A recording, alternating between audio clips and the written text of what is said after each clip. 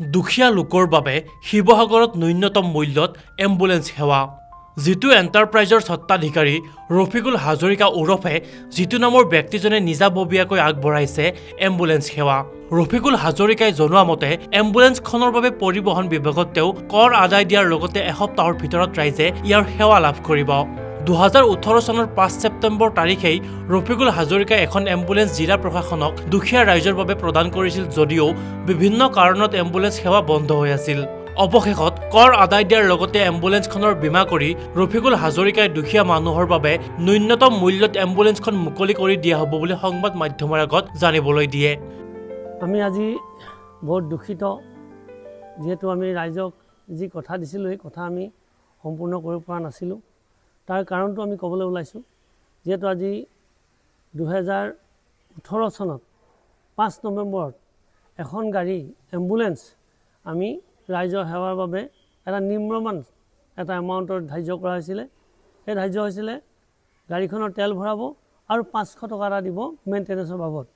আৰু এখন আমি দলমুখ চাৰিআলিত আমি অপেনিং কৰিছিলোঁ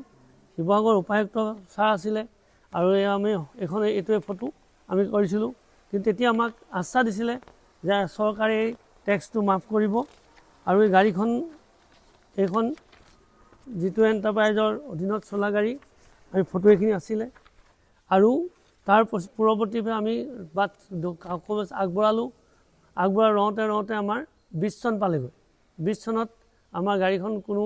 কৰিব নোৱাৰাত আমি গাড়ী চলাই আছিলোঁ তেতিয়া আমি চিন্তা কৰিলোঁ জিতু এণ্টাৰপ্ৰাইজে এই কথা যদি গাড়ীখন ক'ৰবাত এক্সিডেণ্ট হয় কিবা হয় গতিকে কোনো পেচেণ্ট হওক বা গাড়ীৰ অনাৰ হওক বা গাড়ীখনৰ কোনো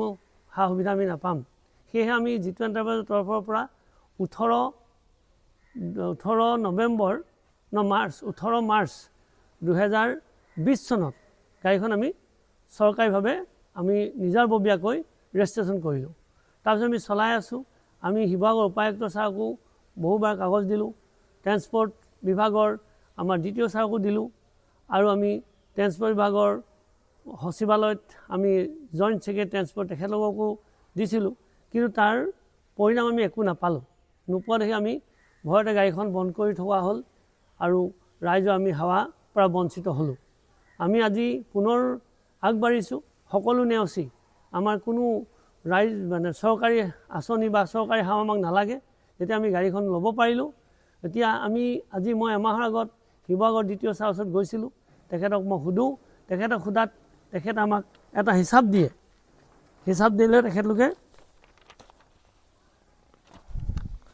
এটা হিচাপ দিছে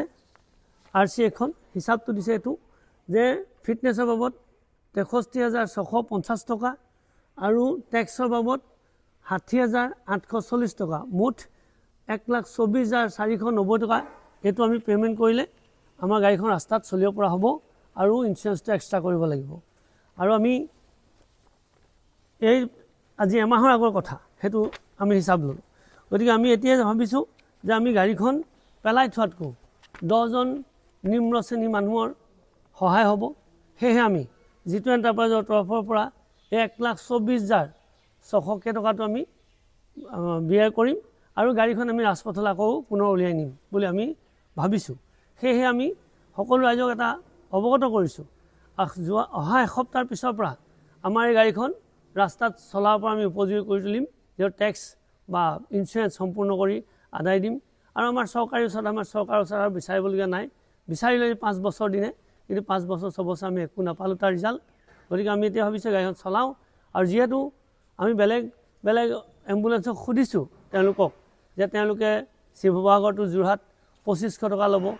সেইটো আমি তাত এটা কনচেশ্যন কৰি দিম যিসকল আমাক 500 টকা কমাই দিব আৰু যিসকল নিম্ন ৰেখাৰ তলত থাকে তেওঁলোকৰ পৰা আমি এটা চাই চিতি তেলৰ পইচা বা কিবা এটাহে ল'ম আৰু তেনেকুৱা আমি সেইটো ল'বলৈ গ'লেও যিহেতু তেওঁ সেই গাঁওবুঢ়াজনে বা কোনোবাজনে আমাক অৱগত কৰিব লাগিব যে হয় এখেতে ৰেচন কাৰ্ডহে লৈ চলি আছে গতিকে তেওঁলোকক আমি সেইটো আমি সহায় আগবঢ়াম আৰু জিতু এণ্টাৰপ্ৰাইজৰ তৰফৰ পৰা আৰু এটা সদায় থাকিব পৰিয়ালৰ বৰ্গৰ পৰা যিটো এম্বুলেন্সত অক্সিজেন লাগে সেইটো জিতু এণ্টাৰপ্ৰাইজৰ পৰিয়ালবৰ্গৰ পৰা সদায় ফ্ৰী থাকিব অক্সিজেনটো গতিকে ৰাইজক আমি অৱগত কৰিছোঁ যে আমি অহা আৰু এসপ্তাহৰ পিছৰ পৰা আমি গাড়ীখন ৰাজপথত উলিয়াম ৰাইজৰ আৰু স্ক্ৰীনত দিয়া যিখিনি নাম্বাৰ আছে ৰাইজে আমাক ফোন কৰিব ৰাতি 10 হওক 12 হওক যেতিয়া 24 ঘণ্টা আমি হাজু হৈ থাকিম আমাক জনাব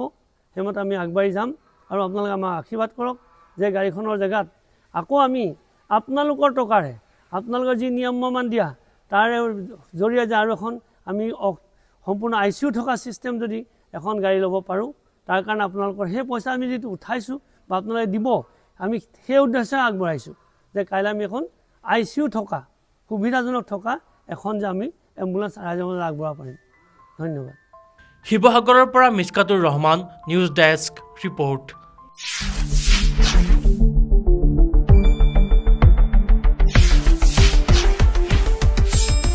শুদ্ধ আৰু বিস্তৃত বাতৰিৰ বাবে চাই থাকক নিউজ ডেস্ক ৰিপৰ্ট